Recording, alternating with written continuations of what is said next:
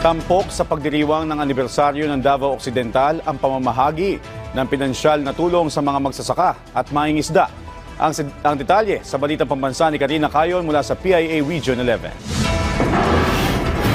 Sa pagdiriwang ng ika-9 na anibersaryo ng pagkakatatag ng probinsya ng Davao Occidental, ibinida ang pamamahagi ng tulong pinansyal sa 1,000 magsasaka at mangingisda na naapektuhan ng kalamidad nitong taon. Sa ilalim ng Presidential Assistance to Farmers, Fisher Folks and Their Families ni Pangulong Ferdinand Bongbong Marcos Jr., ibinahagi ng lokal na pamahalaan ng Davao Occidental ang 10,000 cash assistance sa bawat benepisyaryo. Isa sa mga nabigyan ng tulong pinansyal ay si Josephine Macalawa na ang pangunahing pangkabuhayan ng pamilya ay ang pagsasaka. Dako kay pasalamat ma'am sa hinabang nga among nadawat. Katabang po sa among pamilya ma'am nga makapalit ng taon mga pangkonsumo para sa among uma ma'am. Nya pangpalit ng taon na mog abono o kanang spray po ma'am. Namahagi din ang kagawaran na agham at teknolohiya sa Davao Occidental ng 88 sets ng sun-drying trays sa 11 people's organizations. Samantala, pinagmalaki ni Governor Franklin Bautista sa kanyang State of the Province Address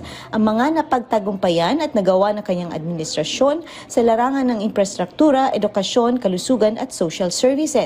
Our dedication to upgrading our roads, bridges, and public transportation systems has led to enhanced connectivity for everyone. We have put significant resources into our educational institutions to guarantee that each child can receive